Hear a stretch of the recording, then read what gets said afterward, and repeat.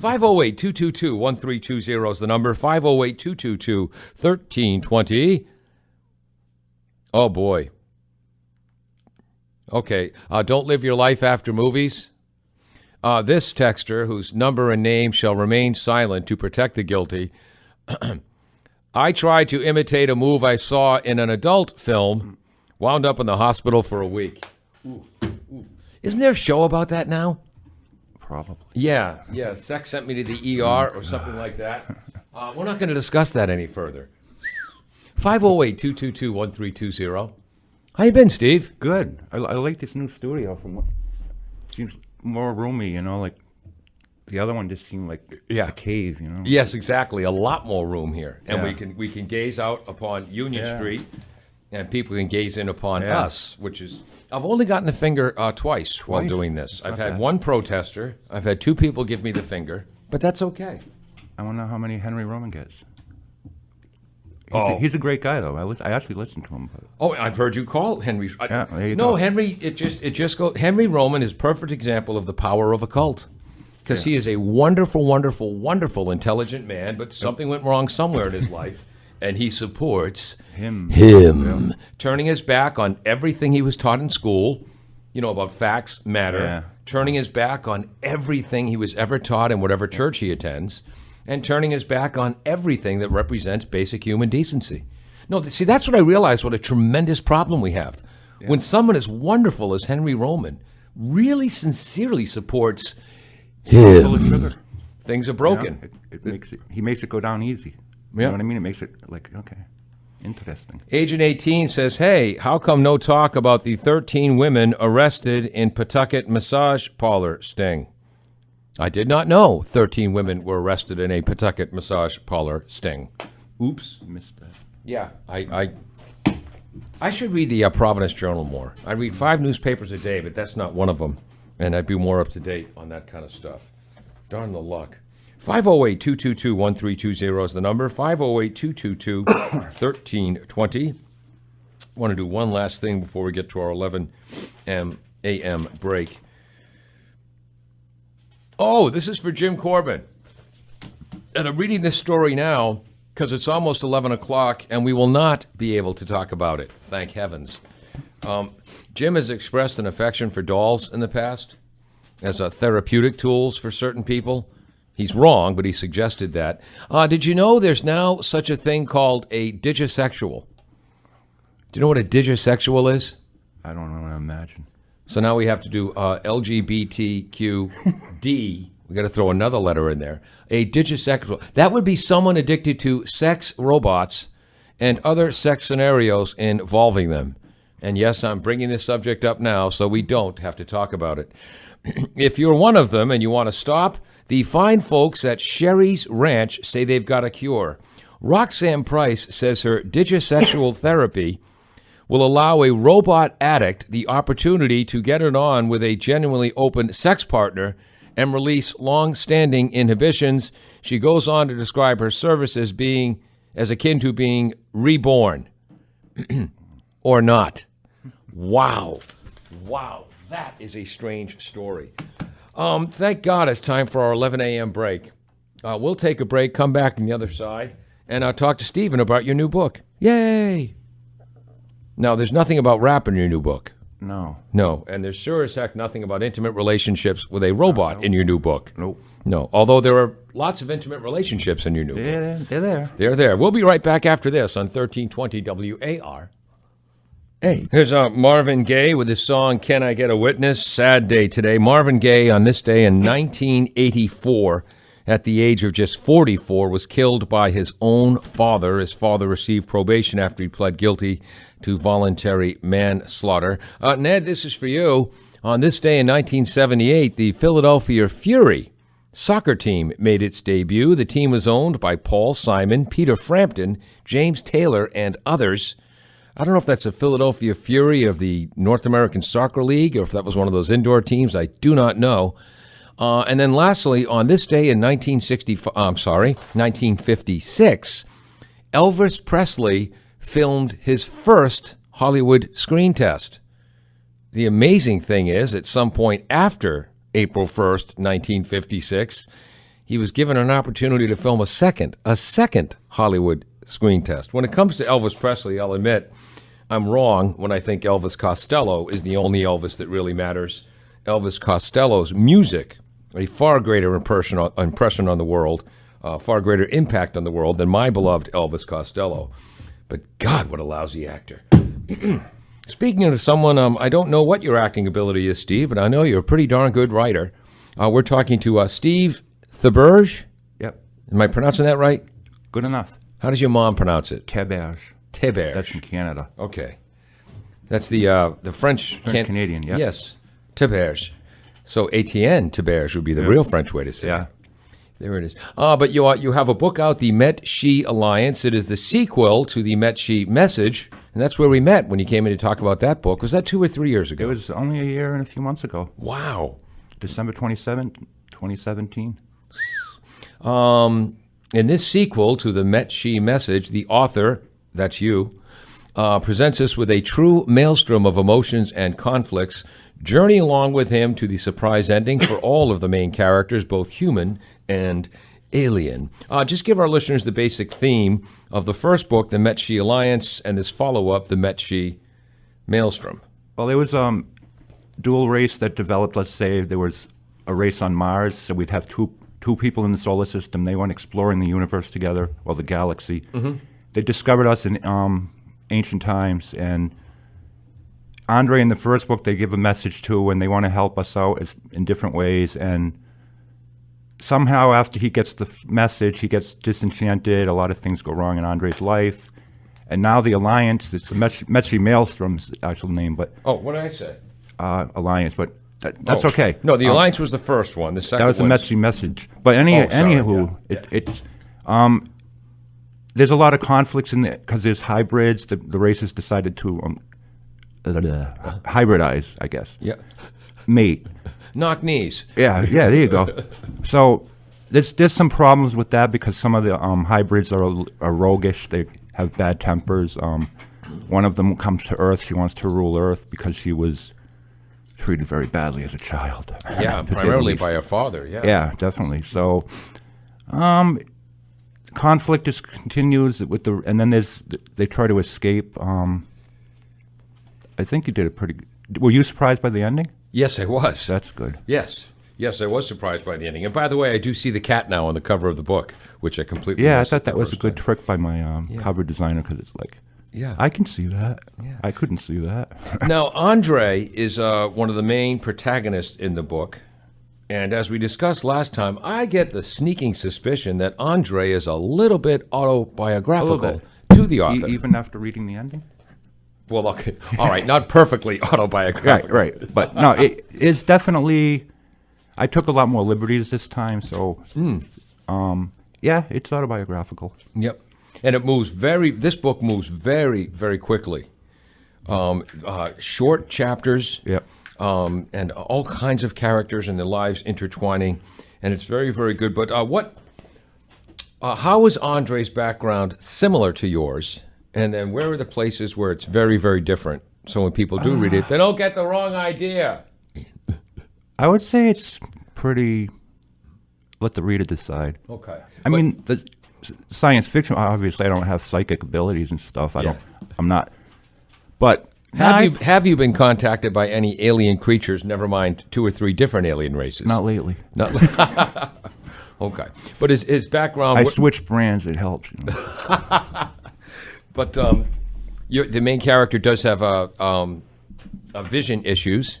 Yeah, no, that I can't hide. I Yes. mean, that's obviously me. Yeah. Yeah. And Perkins School for the Blind, he went there. That was the first book, yeah. Yep. And then in this book, he went to several different rehab places. Well, one. Okay. I can't. I should mention the name. I can get sued and get famous, but I'm not going to say that. But it was the experience there was biographical. Okay. Everyone's going to know me. Is going to know what I'm talking about. So it's like, oh, you dirty rat. All right. And then the character Padma, she's the character who wants to rule the world. Yeah. Wow. She almost did. Well, you did get that where she meddled in the election, didn't you? Yes, I did. Yes, by manipulating people's minds. It's finally an excuse Yeah. for how. We knew the Russians didn't do it. But it's, well, Maybe they helped. But. yeah, the misinformation, the fake news, and all that. But no, it's amazing. And it is interesting because, well, for example, what's going on in Ukraine right now. A television comedian, Yeah. a guy who has a television show about a teacher going on an anti-corruption rant that goes viral, ends up as president. Well, in the preliminary election, that guy, Zelensky, not to be confused with Zelensky from Tommy Boy, who was Trump before Trump in that movie. But this guy Zelensky, in the preliminary election, he topped the ticket with 30% of the vote. The incumbent president came in second with 18%. So in the Ukraine, where there's a pretty darn serious war going on, 13,000 people dead and millions missing since 2014. You know, the Ruskies trying to take over much of eastern Ukraine. That's a pretty darn serious situation. And more Ukrainian citizens have put their confidence in a comedian over the incumbent president, and they're going to battle it out. How many people were running for? If you only won with 30%, it must have been one of those. Well, it's oodles and oodles of people. Oodles, yeah. Volodymyr Zelensky won 30% of the vote, exit polls said. President Petro Poroshenko got 18%, and Yulia Tymoshenko about 13%. She's a former prime minister who's run for president before. But there were oodles and oodles of candidates. Official results aren't due until Monday. Turnout was estimated at about 63% of the electorate of 30 million people. That's slightly ahead of the 60% who voted in 2014. So what's 63% of 30 million? That's like 16, 17 million? Like that, yeah. Wow. But anyway. But yeah, so in Padma, who is the daughter of a she's one of the hybrids. Yeah, rogues. one of the Metin hybrid rogues, and she wants to take over the planet. Had a horrible childhood. And she brings 4,000 people along, aliens with her to help her out, but Yeah. they have some different ideas. And the aliens are among us. Yeah. At least they were as when I wrote the book. Yeah. How do you tell, or how does someone tell when they're dealing with a human being and when they're dealing with an alien or an alien hybrid? You don't usually know. A little closer to the mic. You don't usually know, unless they send you a message in a dream or they tell you, and it's like, prove it. Yeah. Yep. Why should people read this book, The Metshi Maelstrom, it's- and its first book, The Metshi? It has a lot of human relationships. It moves fast. It's exciting. It's not like some sci-fi. I know a lot of people don't read sci-fi, but a lot of people who've read my book who never read sci-fi was like, I actually enjoyed that. So it's not like straight sci-fi. You know, it's not, the aliens aren't overdone. And like you said, the second one really moves fast. Yeah.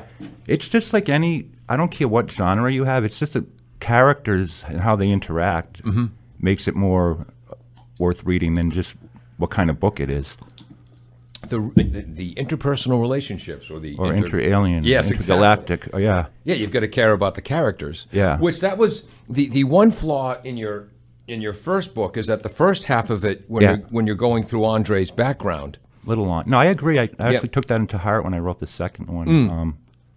A lot of people say authors' first books are the best. I think the second, not in every case. Yeah. But, I mean, you think like Harry Potter and stuff. Yeah. Like they were all good, but I thought the second Harry Potter was better than the first because I think she finally got in the. But I don't know how she writes so much. I mean, that's prolific. J.K. Rowling, yes. Yeah. If she's awake, she's ready. No, it's it. Who was I reading about in Rolling Stone magazine? Was it Mick Jagger? Keith Richards? Maybe it was someone from The Who. I don't know, but they were talking about when you hear someone's debut album. Yeah. That's material they've been working on for years and years and years, maybe even decades. Yeah. Their whole life in music to come up with their debut album. It's their second album where you find out if they're any good. Now they've got to do it under a timeline, under pressure. Yeah. And they've got to come up with new ideas that haven't been ruminating in their head for a decade. And it's interesting because I found the as we talked about, honestly, the setup in the original book, The Metshi Message, a little repetitive, redundant, and duplicative. And then the second half of the book, once we got into the Mettons and the Shannons and their whole background and how they, their experiments that worked, the experiments that failed miserably, and it really started to move, and it was fascinating. This book, right off the bat, short, quick chapters. You make the point about what there are very few wasted words, Right. which I really enjoy about this, and it moves quickly. But there's a lot of characters. Well, like you said, my first book took me, everyone says, I want to write a book. And finally got the first one out. And then I think it's in your blood. Now it's time to write a second book. Yeah. And I'm actually working on the third and final for this. Mm-hmm. We're going to have time travel, all kinds of fun stuff going on in the third book. Wow. So anyway, yeah, I found the second, it wasn't so much of a deadline, but it's like, well, I know how to write now. I've written my first one, so now I have to either keep writing or hang it up. Yeah. I'd go with the keep writing. Yeah, I agree. We're talking to Stephen Theberge, or also known as Etienne Theberge. He's the author of the Met-She Message and the sequel, the Met-She Maelstrom. We'll be right back after this on 1320 WAR. Nailed the dramatic pause. Welcome back to Pontificating with Paul and the Proletariat here at 1320 WARA, all over the world at WARAradio.com, and we could even say all over the universe and galaxy if they have a human internet connection. I guess it'd have to be wireless, not Ethernet. That'd be a long wire. It can be heard at It can be heard at WARAradio.com. We're talking to Stephen Theberge. Close enough? Yep. About your book, The Met-She Maelstrom, which is a sequel to the Met-She Message. Self-published? Self-published, yeah. Through? Well, DLD Books, they do a great editing job, and the cover design I helped a little bit with this time, because the first one I was like, I don't know what to do. Yeah. But I was like, I got to have a cat in there. It was going to be a black cat. I said, no, I want it to be up to the imagination, so crystalline cat. Yes. Yes. Now, a cat is a main feature in this book. Is that based on a cat you grew up with? Yeah, that's based on my mom's cat. I can say that, right? Yes, you can. Of course you can. I think my sister won't be too offended by that. All right. Now, what's some of your... Whoops, sorry. Microphone just attacked Stephen. What's your background? Where did you grow up? I grew up in Attleboro, but I went to Perkins School for the Blind as a residential student, so I really grew up in Watertown, Massachusetts, pretty much. Yep. Went through 82. I went to Rhode Island College for computer science and creative writing. Surprise, surprise. Yeah. But you can't teach. You can be a really, really lousy writer. You can't teach that in college. You might know how things are written, but anyway. And then now I work for the MBTA, and I do web testing from home for different companies. Yep. And when you work with the MPTA, that's basically in a disability compliance. Yeah. That's a job you kind of play in traffic. But I was going to say, I can't believe this turn of phrase. That's a job you kind of stumbled into. Yeah. It's networking. It's who you know. Yeah. I mean, it is what I know, but I really believe that's who you know. I mean, yeah. Not 100%. Especially if who you know can write a big check. Yeah. So what do you do for the MBTA? They basically pair me up with an observer, so that's somebody that can take all the information I can't see. Yep. Bus route number, batch number, and we go on the T together. We can take the train, subway, bus. We even took the ferry to Lynn a few times. And I'm listening for stop announcements, seeing if they're doing it. There's just a big checklist. It's really not rocket science, but you just have to make sure you have the checklist in your head. And like if the ramp, lower the ramp. If the announcements aren't working, are the drivers announcing what they're supposed to? Because they're supposed to announce it if the external announcement's not working. Yeah. I know you don't take the T very much, but I'm sure you've heard the announcements on the subways and all that. So that all of that stuff, and it's really it's fun because it keeps me out and about and practicing my getting around, banging into walls and stuff. And you haven't damaged any wall so far, right? I haven't damaged any MBTA property yet, so I'm sure they're happy to hear that. Wow. And you live in the Attleboro area now? Yeah, walking distance. Wow. We're talking to Stephen. How come I have such trouble with your last name? Everyone does. Yeah, Theberge. Theberge in English. Yeah, Theberge or Theberge. Theberg. Well, where do people find your social media sites? It's www.dldbooks.com/STEPHENTHEBERGE. So that's my full name at the end of the. And Theberge, it's easy to spell. Just spell it the Berge. Yeah. Which my father, he had a great buddy, Berge Tajan, growing up. And about every December 23rd or 24th, he'd come by with a house with a giant bag of pistachio nuts. Oh. And hey, there's the Berge. So anyway, 508-222-1320 is the number. 508-222-1320 is le number. The book is very autobiographical. Yeah.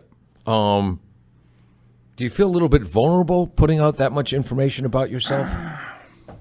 Obviously, I didn't care that much.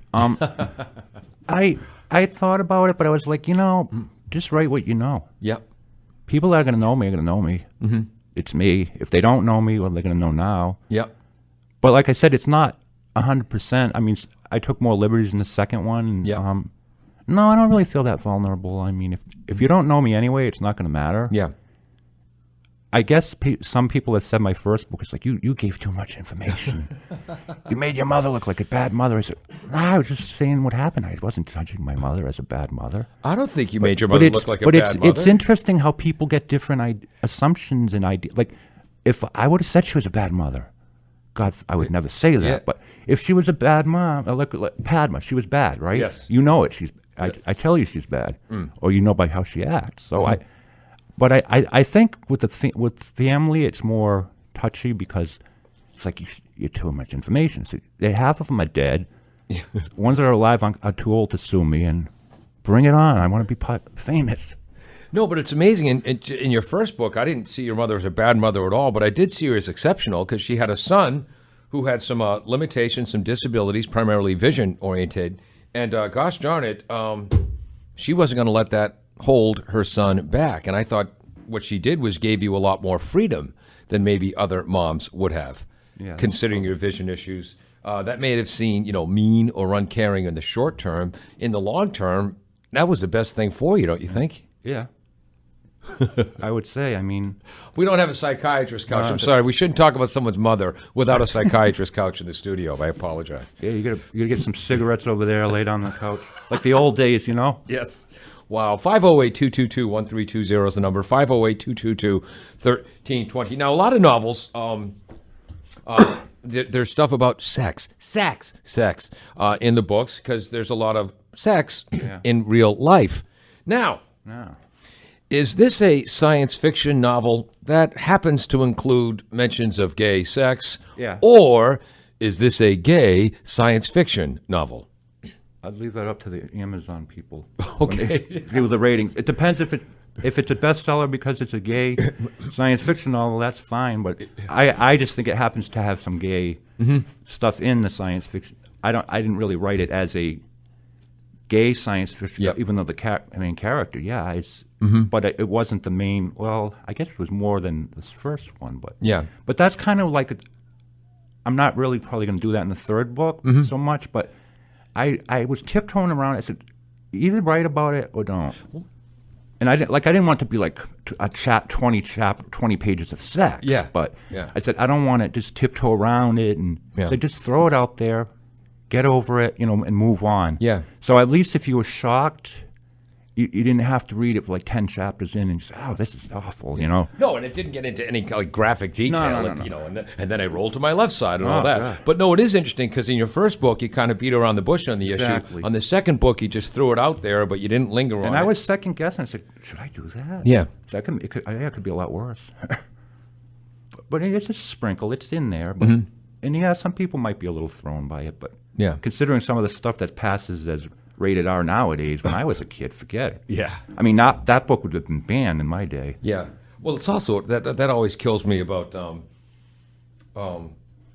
they have to limit sex in books and movies, but the violence, let it rip. Yep. Wow. 508-222-1320 is the number. 508-222-1320 is le number. So we're a pretty long way into this interview, but just give people a little bit of the background of the different players and the arc of this story. The first one being the Metshi message, and the follow-up, the Metshi maelstrom. Well, basically, in the first book, the Metans and Shennons, who have the two on those dual planetary system, like I said, Mars, Earth, kind of developed together. They're observing the galaxy, and then they have issues with how they're managing the hybrids, and if they should have ever done that experiment. Then the hybrids feel they're threatened, so they go to Earth with this evil Padma. They don't really want to follow her, but they figure, oh, this is a good way to leave. And what I found, the children of the hybrids, Yep. what it kind of relates to is when we've seen this first-generation immigrant families come to this country. And they come here, they work their butts off, they work so hard, and then they have kids. Yep. And for the kids, sometimes it's very, very difficult because they're not, let's say they came from the country of Bubanistan. They've never been to Bubanistan. They don't really know the cultures of Bubanistan. But then here in this country, they're not accepted as real Americans because they don't have, the basic Anglo name. And they look like someone from Bubanistan. So that's kind of interesting. That was a parallel I put in my head. Padma, the second-generation hybrid, who has this unbelievable anger and bitterness she carries through the whole book, where she wants to take over the world. But she wants to do it in a different way. I want to be a benevolent czar. Padma, not so much. No, not at all. Yeah. But yeah, well, actually, I think they were more than second. But I know what you're saying. Yeah. And they weren't here to steal our jobs. 'Cause I don't want to give away the ending, but they kind of moved on after the Padma fight, which I can't give that away, right? Oh, that's the climactic scene. Yeah. For crying out loud. That's like saying, that's like telling people Clint Eastwood wins the shootout in The Good, the Bad, and the Ugly before they've seen the movie. Spoiler alert! But we would have known that anyway, right? Yes, well, yeah. But they have to find it out to read it. 508-222-1320 is the number. 508-222-1320. You took creative writing in college, but it took you a long time to get around to writing your first book. What the heck was the holdup? I don't know. I guess I didn't really have a publisher. And when you take creative writing in college, you don't really. I still say they didn't really teach. They taught me grammar, maybe, but even that formally. We read more than we wrote in creative writing, just to get ideas of what's out there. Yeah. So the only way you maybe can teach writing is say read a lot of books. It might help. Yeah. But what the heck took me so long? I don't know. It's like that. I think that everyone is like, I want to write a book. That's probably the most human. So one day 10 years later, I decided, I'm going to write a book. Yeah. And I did start it a long time ago, but I never really finished it. But now it's like I'm on the third book. Yeah. So I guess you hit your stride. Yeah, it looks that way. And they tell writers. I'm in writer's block right now, but that's not a problem either. They tell writers, write what you know. Yep. And there's a lot of you, heck, maybe too much of you in the first half of the first book. But when your main character is based on you, that's going to make it a little easier where you don't have to go through so much to process the emotions of the character. Well, I'll say even the aliens, I basically look at traits in people I know, so it's like even Padma could be based on a real person. Padma's full initials aren't PGH, are they? No. Answer that very carefully, Stephen. PGH? That's my initials. No. Padma, Paul. And you never once in the book do you put Padma with a P. I didn't? No. 508-222-1320 is the number. 508-222-1320. I'll give the English version, then you give the Canadian version. Stephen the Purge is with us, or you can pronounce it properly like this. Etienne Theberge. Oh, that sounds cool. Etienne Theberge. You ever play right wing for the Montreal Canadiens? No. That'd be a great name. We'll be right back after this on 1320 WAR. Welcome back to Pontificating with Paul and the Proletariat here at 1320 WARA, all over the world at WARAradio.com, when we're still working on the technology to be all over the galaxy. That's going to be more than 5G, right, Steve? It's going to take a long time to get the radio signal, too. Yes, exactly right. We're talking to Etienne Theberge, or Stephen Theberge. His original book was The Metshi Message. The sequel is The Metshi Maelstrom. And do you have a title yet for the third and final book of the trilogy that's coming up? No, but it's obviously going to have to be Metshi something. Metshi something, exactly. Now, Padma does not appear in the first novel. She does in the second. She is the Metshi hybrid. Hybrid, that's an experiment that didn't work out so well. And she wants to use her powers to become the leader of the world. The other thing, for how long did the Metshi Council work together, the two different alien races? It was like millennium, right? 50,000 years almost? Yeah. Pretty much, yep. And then the alliance doesn't break up. But the... well, they're having a rift. I mean, they didn't quite break up, but... Yeah. Although I will say in the third book, when they're doing time travel experiments, you get a few different scenarios, because they say, well, let's go back and maybe we shouldn't have meddled in Earth. And what would have happened if we didn't, or if we did? So... Like maybe we shouldn't have meddled with some of those indigenous tribes. Yeah. But Padma, who uses mind control to influence people, and I just want to read a little bit from this character, Padma, who, again, her goal is, I want to be a benevolent czar. She just wants to be the leader. You ever see the cartoon Pinky and the Brain? Yeah, not in years. But Pinky wanted to take over the world, and that's more like the Padma character. But anyway, later I discovered that I could wield control anywhere. It could be in a restaurant, at a bus stop, or anywhere I desired. It's true that many of them, humans, had strong willpower, but even then, I had no trouble forcing them to action. I've made them do many things. I've made them commit crimes. Chaos is a key to my becoming the new queen of the earth. Chaos was the key to his campaign. Anyway, that's my comment, not in the book.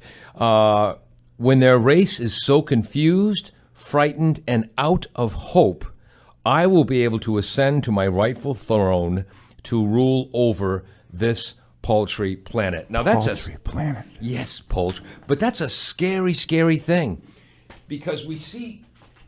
It's not the day the Earth stood still. That's for sure. Yeah, but no, in this country, people have become so cynical against traditional Republicans and traditional Democrats that on the right, they had 17 candidates. They picked not only the worst candidate, the most inexperienced, the most flat-out evil candidate among them, him. Mm-hmm. And for some people, it's because they were racist. For some people, it's because they're evil and selfish and greedy and not rich enough. Let's continue to penalize the working class and the poor to make the rich richer. And some people, like a couple of my friends, screw it. Everything's a mess. How much could he screw it up? We need someone different, a different way.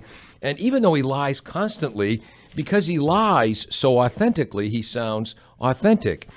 We've seen the rise or the failure of liberal democratic governments with our allies in Western and even Eastern Europe. I mean, Poland, Hungary, it is scary how things are going back. Turkey was the shining symbol of a democracy in the Mideast world. Not anymore. Philippines have turned around. And then in Ukraine, people are so cynical, only 9% of the population trust the government. 91% of the people have zero trust in the government. They've just elected a comedian. Now, is Padma creating this cynicism, or is she taking advantage of the cynicism? Both. Some of it we do to ourselves, but like I said, if she can cause someone to be afraid, cause those emotions, and have people join her, it's going to be easy. And fear is a great, great motivator, always has been. Yep. One of the things about religion, fear. They can motivate some people to do the right thing because it makes you feel better to do the right thing, but they do most of their motivating to get people to toe the line religiously, because if they don't, they'll go to hell. You'll spend an eternity with your soul burning.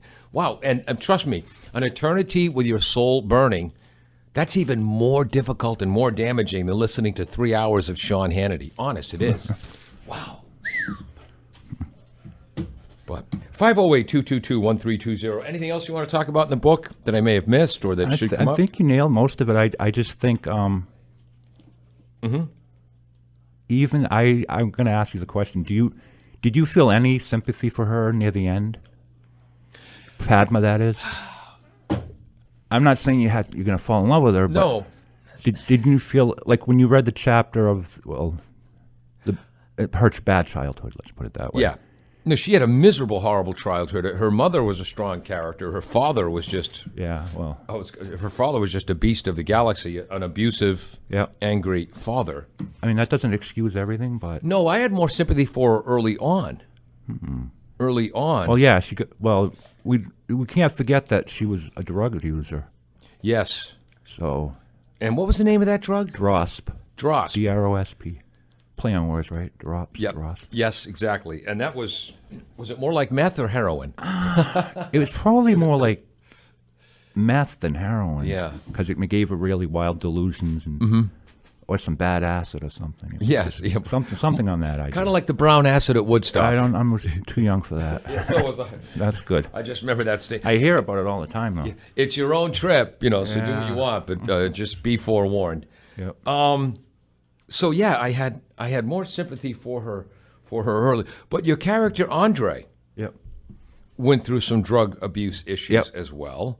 Now you can answer this, you cannot answer this, or you can say none of your business. Was any of that autobiographical? I'll leave that to the reader. Okay. I will say that it was based on people I've known. As far as the drug stuff, Yeah. I did base it on reality. Because I don't want to give too much away. Yeah. And it doesn't matter. People that know me, if they think it's me, they're going to be like, that can't be you. People say, oh, I knew it all along. So who knows? Yeah. But everything was based on what I know about that situation. Mm-hmm. But I guess the interesting thing with that is everyone talks about the fentanyl and stuff, but a lot of people don't want to talk about the prescription drug crisis we have. Like, not over people getting drugs that are prescription. You know what I mean? Yeah. Over the street stuff, because Andre was too good for the street stuff. Yeah. You know? A drug addict and a snob about it at the same time. Yeah. Well, that's like the alcoholic. So I'm going to buy it from the drugstore. I'm too good. I'm not going to make my own. That's caca. You know? But it's kind of that arrogance in the drug addict. And like Padma was the same way. It gives me prophecies, and I'm destined to rule Earth because I'm on druggy and I had a vision. It's pretty scary stuff, though. Oh, very. And they said the Nazis used drugs too, so that's a scary thought. You ever hear of that stuff on the History Channel, Hitler and all that? Oh, I knew Hitler was an unbelievable drug addict. Yeah. But a lot of writers were too. well, that's a question. Some of our great artists, whether it be writers, musicians, come from troubled backgrounds. Yeah. So I guess the question: does our troubled backgrounds or difficulty in our past, or even mental illness, does it make you a better artiste? No, because you have to know how to express yourself. I mean, you can live a life of, Pollyanna, but I think it has its place, but I don't know. We always hear that. I don't know if it's true or not, though. I think there's some truth to it, because you can write about pain if you've been in a bad place. I mean, look at Edgar Allan Poe, and God knows his background. Wow, God. And I will say this about the Metshi Maelstrom and the original book, The Metshi Message. There is not one single page in this book where you take cheap shots at the art form of rap music. No. You might be surprised. Did I go too far on that? No, that's okay. Because I think I can't do much about rap. I don't know enough about it, except I don't really listen to it. I was going to say, neither do I. That didn't stop me from commenting and offending. Wow. 508-222-1320 is the number. 508-222-1320. We'll take our final break and be back on the other side to wrap up today's edition of Pontificating with Paul and the Proletariat. Yay! Happy April Fool's Day. Oh, and by the way, both books, it's a real thing. This isn't some kind of April Fool's joke. No. Welcome back to Pontificating with Paul and the Proletariat here at 1320 WARA, all over the world at WARAradio.com. So let me just sum this up. The first book was The Met-She Message. The follow-up is The Met-She Maelstrom. I'm not a huge science fiction guy, but I really, really enjoyed both books. You kind of bum me out when the Met-She Alliance, these two alien races, they come from two planets that are kind of close to each other. In the first book, they learn how to work together, kept it together for, only 50,000 years. And now it's starting to break up a little bit. They're not going to war or anything, but they're like compromise council has broken up. What are you trying to put us in a bad mood? Are you trying to say that everything's falling apart all over the galaxy? I'm saying don't mess with nature because they made the hybrids that really caused the problems. So it's like because they want to be included as part of the government, except so well, it's in there where they're like not fully included in the government. Mm-hmm. Because it's like, well, we kind of did this experiment, and so they're only human. For aliens, they're only human. Yep. So their hubris caused them to make some big darn mistakes. Yeah. Wow. A lot of that going around. Yeah. And the humans are always going to pay for it. All right. Anything else you want to cover on the book? I think that really covers it. I just think everyone should go to dldbooks.com/STEPHEN, THEBERGE. That's dldbooks.com/your name. Yep. Your name? Yes, Stephen Theberge or DeBerge, THEBERG. And an E after that. BERGE. Oh, I keep forgetting the E. See, that's okay. Wow. You're not. Anything else you're I not the screwed first up? One. No. Wow. 508-222-1320 is the number. 508-222-1320. Can I cover some other topics with you? Sure. Above and beyond the writing? All right. What do you think in Ukraine? Where a TV comic tops Ukraine presidential polls. And I'm just going to read a couple of paragraphs from the story on this in today's paper. In a crowded field of candidates, most of them politicians, most, not all, Zelensky stood out as the star of a popular television series in which he plays a schoolteacher who's unexpectedly propelled into the presidency after his anti-corruption tirade goes viral. He's doing well because there's a widespread mood in Ukraine of alienation from politicians and the political class. Sound familiar?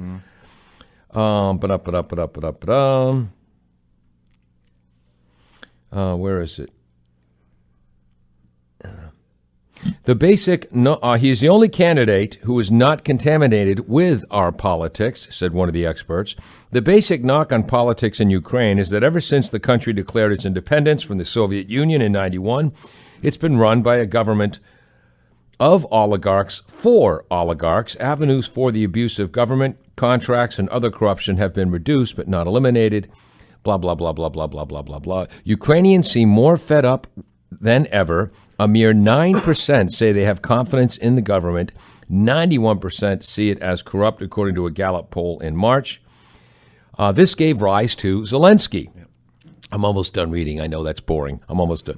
This gave rise to Zelensky, who has blurred the lines between his television character and his candidacy. His show, Servant of the People, became the name of his political party. Many voters say they felt as if they know him after watching him on TV for years, similar to what Americans say about him. We have reached an age where you got to be a celebrity or do not apply, and I never watched a single second of his show. What was it called? Apprentice or something? I was never crazy about that show. And again, through money that he garnered through money laundering through the Russians, he was propped up as a successful businessman. And through that show on The Apprentice, millions of people across this country thought that he was actually a successful businessman. Mm-hmm. When successful businessmen don't go bankrupt 6 times on other people's money, 1, 2, 3 times will give that to you, but 6 times? How do you go broke running a casino in New Jersey? I don't know. And again, successful businessmen can borrow money from American banks. But I see this as a really sad, scary thing, is we don't have respect for people with experience in public policy now. We want these know-nothing celebrities to do something for us. And this comedian, Zelensky from Ukraine, may be a great guy, may be able to do the job, but I think this is a scary, scary time when we become so cynical. We'll pick a TV politician Yeah. over a real one. What about Oprah or Ellen DeGeneres running for president? No! That's a scary thought, isn't it? It is. They do a better job than him because no one could do worse. I mean, at least they'd respect the country they would be president of and our traditions. But I don't want to pick a celebrity to beat a celebrity. Yeah. Wow. How about Joe Biden? I think he's too old. I shouldn't say that, but Too old or too touchy-feely? that's a whole other. See, because when he was coming up, you swatted a woman on the Yeah. butt. That was considered a Yeah. compliment. Yeah. What? I'm swatting you on the butt because I think it's attractive. Yeah. Would you rather I ignored you? And today the answer is yes. Leave me alone. Which also I think personal bubble violations are wrong. Yeah. But I think there's a difference between a personal bubble violation and a sexual assault. Yeah. And let's not blur that line. Wow. But I mean, I think he's just, I'm not saying there should be an age limit, but I don't know. I just think he's too old. I'm not saying he's a bad guy or anything. Mm-hmm. But how is he? He's like 79, 78? It's getting up there. Yeah. And you're going to have to think of the VP. 80's the new 60. Yeah, 80s and 60s. Well, I guess I'm all set then for a while. Wow. Man. Whoops. What pleases you in the world? What pleases me in the world? Yes, with all the A cynical lot of things. I like music. I like good reads, classic sci-fi. Mm-hmm. I got some good friends and family around me. Yeah. Now, what is your vision situation? Can you watch television, or is it more just hearing it, It's more following just hearing it. I mean, since last time, and I know you don't, my vision's gotten a lot worse. Mm-hmm. I'm probably going to need a surgery at some point. Wow. To bring it back to where it used to be, 2200. It was great. It's like, Yeah. but it's gotten worse. I'm getting older. So having the bad sight and age, it's a bad combination. Wow. Yeah. Well, I guess like all of us, the old gray mare, she ain't what she used to be. Man. Which I ain't been called a mayor in it forever. I know. Wow. But So what would the surgery be? when? Yeah. Whenever I decide it's time. They said I can wait till I lose everything. It's a partial cornea. Oof. And yeah, it's risky, so I could get back to 20. I'll never get full sight anyway. Yeah. But well, Well, at least I can manage. I mean, I'm not saying it's fun, but Yeah. I know I can get around this way. yeah. And do you how do you get around? You get around with your cane? Yeah, the cane basically is A little closer to the object- mic. You're a trained. There we go. The Yeah. cane is an object detector, they call it, so you don't hit walls or Yeah. if someone puts furniture in your way. Mm-hmm. Like when I go visit my sister. Oh, I forgot you were coming over. That's why you use the cane. And the guide dog's just the opposite. A guide dog will bring you around holes, and whereas with the cane I have to find it. But a guide dog is it's a commitment. It's not one or the other. People like to always argue. It's like, well, I'd rather have a cane than a dog. And it's like, well, at this point, I'm happy with my cane. I'm not saying I would never get a guide dog. Yeah. And you don't have a guide dog. No. Like I said, it's a lot of work. I don't have to feed my cane. Okay, yeah, that's true. Bring it out. Clean up after I it. love animals, but if they had a Padma cat, Min, the cat in the book, Yeah. that'd be a great guide cat, right? Yeah. Man. That's my only area of disagreement with you, Steve. You don't like cats. You're more of not a cat person. I am not a cat I'm not person. really a cat person. I just used it. Yeah. I mean, I like visiting animals, but it's like I don't know if I'm going to get a cat either. Yeah, you want someone else to clean up after them. Yeah. Wow. I imagine that one of the prerequisites of being a valet company, we're moving on to one last final story, is that you actually know how to drive the speed limit. An airport has lost its license. An airport valet company has lost his license. His company depends on after being caught driving more than double the speed limit on a road near Heathrow Airport. The good news is that at least he was in his own car.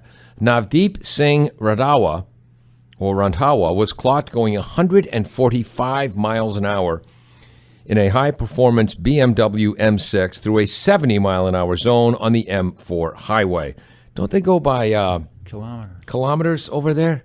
Yeah. And not miles per hour. Anyway, he pleaded for leniency in the court, but then failed to show up for his court date a few weeks ago. This also wasn't the first time he's had a problem with driving. He currently has 6 other points for driving infractions on his license, and now has had it revoked for at least 1 year. Wow, when you're caught doing something wrong, do you try to change your behavior or just keep plowing full speed ahead? I changed my behavior now. If I can, at least I hope I do. Yeah. Well, if I'm ever caught driving, you know you're in trouble.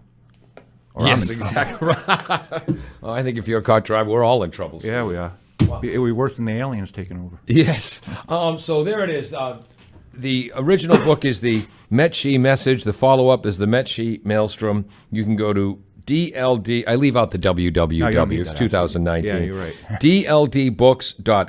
DLDbooks.com/Stephen Theberge, THEBERGE. Yep. And then another slash there. You actually don't need that either, but that's Okay, but that'll be in.